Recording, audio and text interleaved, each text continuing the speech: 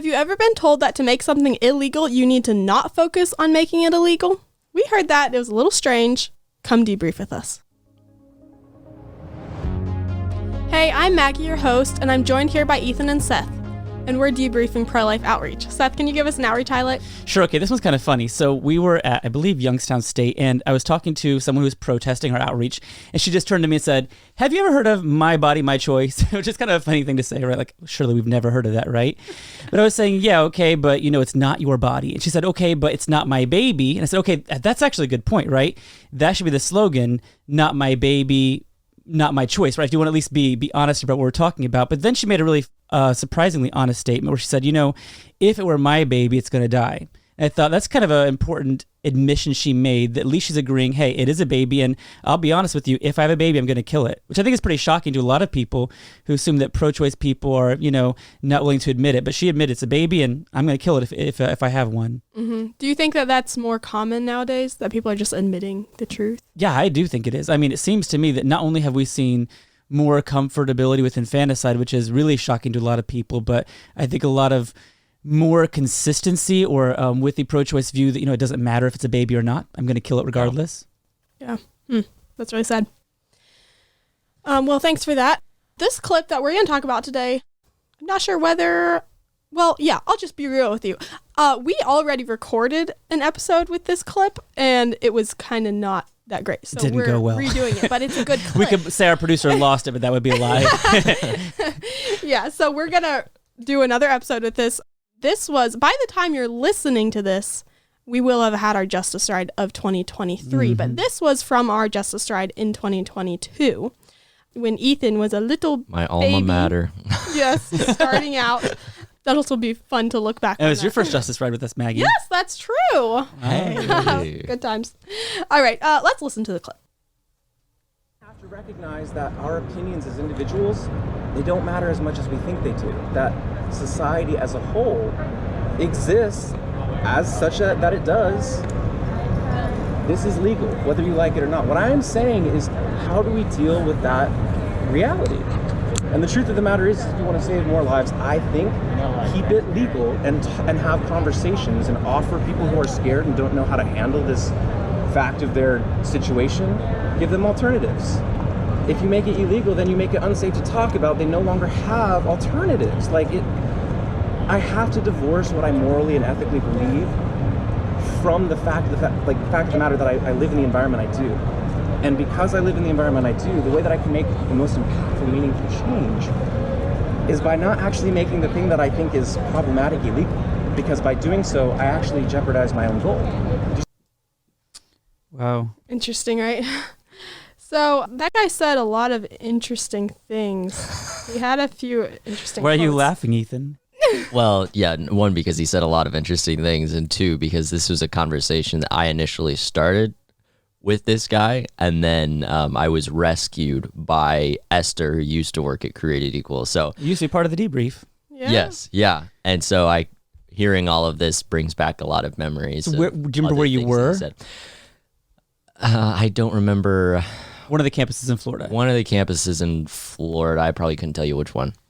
So that's interesting, looking back on your past experience. Do you know, can you explain how you've grown since then?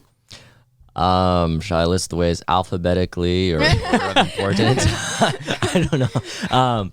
There's a lot as far as just outreach goes, because that's what we discussed on the debrief. That conversation, there were a lot of things that happened in that conversation where tactically I had no idea how to respond to them. One, because he was talking about things that I just didn't know about. He was naming statistics, facts that I had no familiarity with. Now I have familiarity with those. And also, this was a good example for me. I didn't know it at the time and didn't know how to handle it, of when someone steamrolls you with basically, facts and logic, putting those in quotes. And yeah, because he acted really smart, didn't he? Yes. And so, little newbie Ethan didn't how cute. know. Oh, well, maybe I shouldn't have said that. But I did not understand when that was happening. I didn't know how to respond to that, because in my mind, I was like, oh, he's bringing up good objections that I need to answer, and I can't. When looking back, I realized, no, a lot of that was word salad. On that note, Maggie, I'm sorry I want to derail you again. I guess this is why we re-record, because we derailed you too much the first time, right? Do it again. But Ethan, you came from a strong pro-life stock family. You're not someone who stumbled off the street into the justice ride. Yeah. So you knew why abortion was wrong, right? And yet still you maybe had some tactical gaps, not because of your parents' lack of training, but because, why is that? There were still things to learn. Most people think, from a family like you came from, you'd already know everything, but there was still something to be learned. Oh, yes, definitely. Coming from a family who is pro-life doesn't guarantee. I think the way I like to put it is we learn by experience. Mm-hmm. Yeah. You don't simply learn in a classroom. You can learn a lot of principles in the classroom, which you apply to the real world and how you think. But you are going to learn the most from experience, and then debrief like we do here by, going to people who know more than you, whether that's your family, other coworkers, like I'm able to do both. And asking them, okay, have you ever dealt with this? Because you're not going to learn all of the answers in the workspace or in the classroom.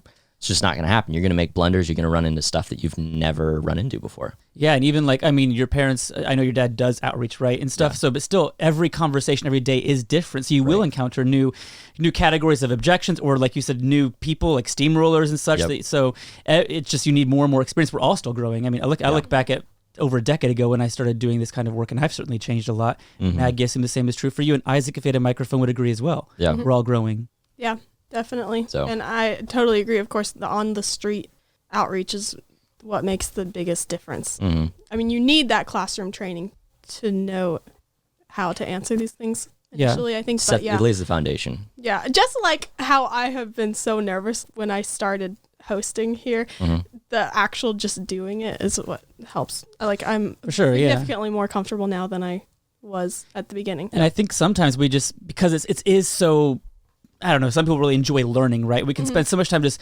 loving the debate and learning about abortion without really talking to actual people, and that's not going to help any babies today, right? Yeah. So I'm not saying you can bring glory to God by learning things. That is still a good thing, but if you want to really save babies, just learning about it is not going to do it. You have to go do something. Yeah, you should go put those things into action. Yeah. Mm-hmm. And also, one last thing concerning this whole topic, an encouragement to people.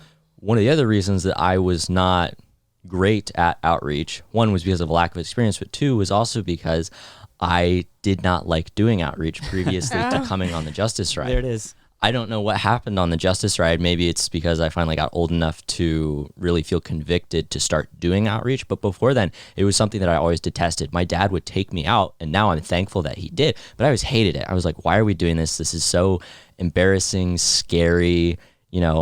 I don't like all these people that we're having to talk to. And so I didn't enjoy outreach. But now God flipped a switch or something like that, and it's like, okay, I can do this. You may not end up doing what we do full time. It's not for everybody, but I would encourage everyone to go out there and do outreach at least once. Have a conversation with a coworker, a friend. If you come out with us to a college campus, awesome. But just do it once, every once in a while. Don't just say, oh, that's not for me, I can never do it. It's like, well, just try it once. So you'll never know what happens. Yeah. Well, okay. We need to get into back on track. Sorry. Otherwise, we're recording again. Yeah. Well, but I just have one really small question again. When you would go out for outreach with your dad, what kind of outreach was it?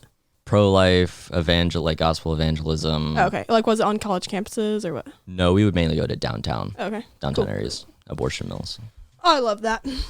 I love that you did that. Obviously. Okay. So the first thing that I've written down here is his quote, "Our opinions don't matter as much as we think they do." Actually true. Amen. Agree with that. Yeah. I do think it's important. I think you're probably explaining, Maggie, what he meant in context, right? Because on the surface, I actually agree with that, right? So your opinion of when life begins matters far less than when life actually does begin, right? That's not what he meant here. So that's why I think yay and amen. But explain, Maggie, more. What did he mean by that? Or do you know what he meant by that? Maybe Ethan knows. Yeah. Well, Ethan, why don't you give what you think he meant? So what he's saying is that your opinions don't matter as much as you think they do. Mm-hmm. He was trying to say that the idea that my opinion, again putting that in quotes, that abortion is wrong and murder, that opinion doesn't matter as much as I say it should, or I think it does, because the status quo is that abortion is fine and acceptable. So he was saying you shouldn't consider your opinion to be any better than anyone else's. Yeah, so he's treating our our what we're saying as just like an opinion that's just Right. kind of not that important, I guess. Because doesn't he say then it's legal, so deal with it after that? Yeah. Whereas we're saying it's an actual moral wrong, Mhm. Yeah. very serious. So why is there this disconnect between he's saying it's just an opinion that doesn't matter that much? We're saying it really matters. Well, I think so he's putting abortion in a unique category, right? So Yeah. I don't think he would say the same about racism or the Holocaust or, any number of evils, right? He would say, yeah, our opinion really does matter. And we have made these things, we have criminalized them because we know they are wrong. And so he recognizes it's not mere opinion. It's reality. These things really are brutal acts. And I think with abortion, he just sees it as somehow a unique category of maybe Ethan thinks, and again, in the conversation, Ethan explained to me maybe, but it seemed almost that he was suggesting maybe even he agreed with you abortion is wrong hypothetically, Yes. but Yep. he's not going so far as to say it's an actual real crime onto the same level of these other evils that we know are wrong and should be banned. I think you're right on the money. So I think there's just a disconnect there, right? So he's setting abortion in a separate category, and I think that Ethan's job and all of our jobs is to try to explain, connect the dots of how is abortion different, right? You're taking some group of humans, you're saying that something about them makes them non-human, non-persons, and killing them wholesale. How is that permissible in this category, but it's wrong when you're talking about Jewish people or black people or fill-in-the-blank people, right? Yeah. Yeah. So I think there's like two things at opposition kind of in this guy's mind, because like you said, it's a kind of a hypothetically he agrees that abortion is wrong, but I think there's two things at opposition, and those would be like the need to make it illegal to kill preborn people versus the reality of the death rate, that is of both babies and the mothers who would die from dangerous back alley abortions. So I think he's saying that, like, of course, like, yeah, we want to make it illegal to do this because it is wrong to kill these small people.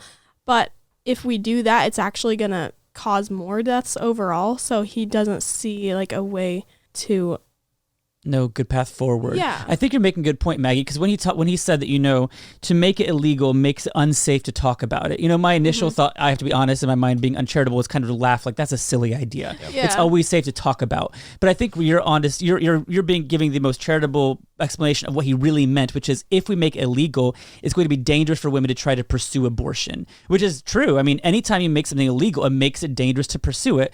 It is dangerous for me to go rob a bank right now. It's dangerous for me to do all kinds of things because not only might I get hurt in the process, but the law will come after me, right? Yeah. And I have to do it surreptitiously and secretly and all that stuff. So I think that's what he's saying, right? It's going to be dangerous for women to do. So I think that is important for us to have a response. And Ethan, coming a year now from this, what do you say to people when they say, you're going to make abortion illegal by just sending us backward to the back alley, 1950s, women dying by the hundreds of thousands every year? What do you say to that? Well, first off, the hundreds of thousands statistic is wrong. We know those numbers were inflated on purpose. And secondly, the idea that making abortion illegal is going to make it more dangerous for women and more unsafe.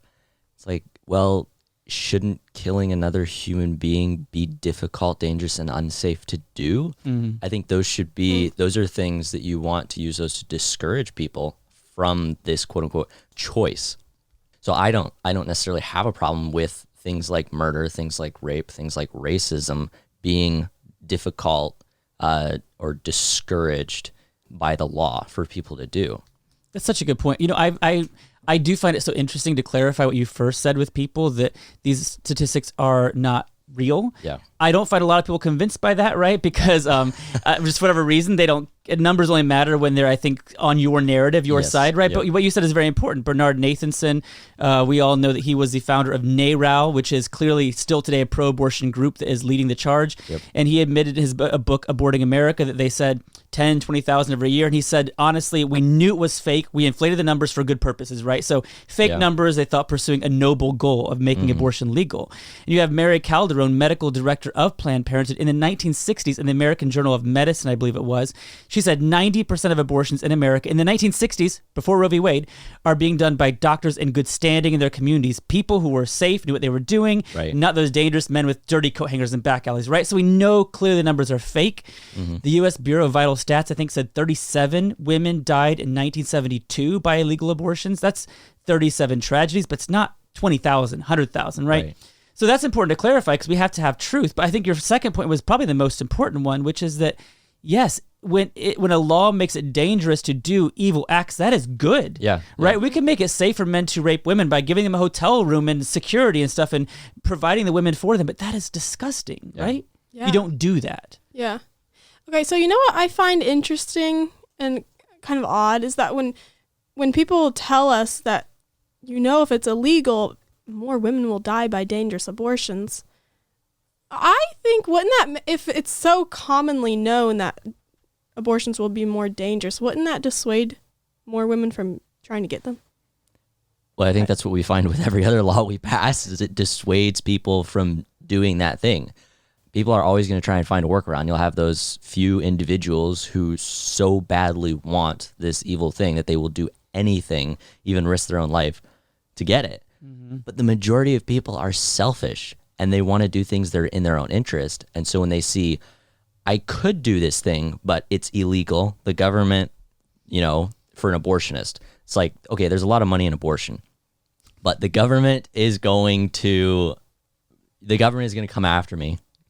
I'm going to be blacklisted in my neighborhood. There are all these consequences because of that. And so I think that someone, a reasonable person who is selfish and self-centered and has their own interests at heart is going to say, it's not worth the risk. Yeah, it's so well said, Ethan. I mean, I think if we're honest, there is a fortune in abortion, right? We all know that. Mm-hmm. And so I think what you said is super important, though, because we have to clarify all these things and understand that this is, I think, the biggest confusion in the wake of Dobbs, right? Mm-hmm. People are asking, why is abortion not being banned in these states where we actually can ban it now? We cannot overstate the toll on a country's moral fabric when you give a legalized crime for 5 decades, right? Yeah. And you have our generations, millennials and Gen Zers, coming up who are in many ways the most self-centered generations we've ever had, right? So we cannot overestimate or overstate how shockingly twisted our hearts are today. And that's why we see this playing out as it has. And a final point, and then Maggie, I'm sorry, I'll finally throw it back to you, but to clarify what you're saying again there are so many facts underwriting what you just said, and that is the law is a teacher, as you said, right? Yeah. The law does dissuade. We know before Roe versus Wade, making abortion legal throughout the whole country, most conservative estimates say there were maybe 80,000 abortions every year in America, illegal abortions, or all abortions, and then most liberal estimates say about 200,000 in the prior to Roe versus Wade.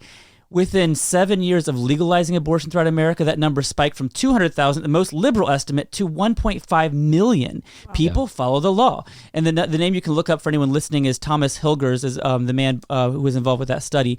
And it's clearly the law will lead people. So you're right, it's a teacher, and and as people what has taught people is not only you can do it, but has changed their hearts and taught them to think a certain way, which is that your children are at your disposal. You can plan them when you want to and get rid of them if you have them, and it's not part of your plan. That's what we have today playing out. Yeah, treating them as a commodity. And so back to this guy, you have him saying, we have to divorce what we ethically and morally believe, because if we don't, we're going to jeopardize our goal. I found that really a twisty way of thinking.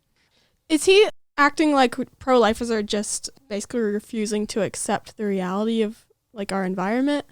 Yeah, that's what it sounds like. I think you're kind of onto something. Maybe it's a jab as far as you just won't accept the present reality of our situation and do what's best to solve it.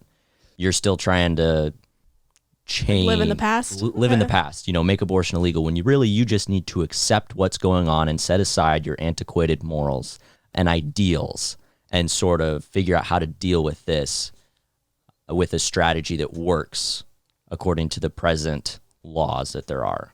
I want to ask him if that's what he ethically believes, that we have to divorce our views. And why is he not divorcing his views? Right. Right? It's impossible to divorce your views from any effort you're doing. Yeah. I think it's kind of a morally relativistic type idea that we had our views, but they're no longer correct, and his view is the correct idea, that things change, when really there's one correct way to address this problem. It's wrong to murder innocent human beings. That should be our standard. We shouldn't accept that. Yeah, and so maybe society will be slow in moving toward living consistently with that standard, because let's say we ban abortion, that's good. There's still a lot of babies dying by unethical IVF practices that have to be sorted out, and a lot of other things we have to do, reforming our adoption, foster care to make it more dignifying of these human lives. So it's a hard, long march to really live consistently with that standard in culture, but you don't change the standard, right? Yeah. You keep working toward more consistently reshaping culture to reflect that. Mm-hmm. I think we're about running out of time, but just one more thing I want to talk about is he is acting like, and by what he said, you could tell he thought that stigma around abortion is a bad thing and will make it more unsafe for women. I actually think that it's a great thing to have stigma around abortion. Amen. What do y'all think about that? Well, shouldn't the Holocaust be stigmatized, right? Shouldn't killing people, your neighbors in Rwanda with machetes, walking to their huts and wherever they houses they live in and slashing them down, shouldn't that be stigmatized, right? Mm-hmm. These are all gross things. And to suggest you can sanitize or sanctify brutally murdering someone is the disgusting idea. But yeah, they're very upset that it's stigmatized, but I think it absolutely should be. Yeah. I mean, you have to forget what it actually is, what's happening, in order to take away the stigma from it. Right. You cannot put a pretty bow on this, right? You can't make it look pretty. Mm-hmm. Yeah. So when I was... So on the point that abortion stigmatizes itself. We're not adding any stigma onto it. Right. That's what Greg Cunningham says, right? When abortion is seen, it protests itself. We're not making it any uglier than it is. We are merely allowing it to stigmatize itself. Yeah, and it's only natural. Yeah.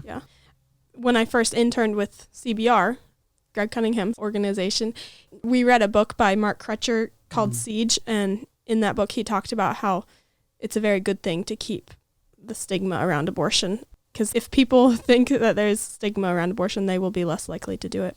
Nice. Very good thing. And listening, hit the show notes for more about CBR and also that book. We can drop that in there. Yeah. So Ethan, next time that someone tells you that we should not be trying to make it illegal because it's jeopardizing our goal, what are you going to tell them? I'm going to tell them I think that's really, really strange that making something illegal, like making abortion illegal, is going to jeopardize our goal of saving babies. So by making it illegal to kill babies, we are going to jeopardize our goal of saving babies. That doesn't make sense. It doesn't make sense with any other Holocaust we've ever seen in history. You know, making it wrong to kill Jews doesn't increase the number of Holocausts that have happened in the past. It just doesn't. So I think that's a really bad argument and doesn't hold water. Let them know that. I would agree. Well, that's all we have for you today. If you could please go leave us a 5-star review, we would love that. We would love you even more than we already do. So please do. I know you want our love. Thank you so much for debriefing with us today.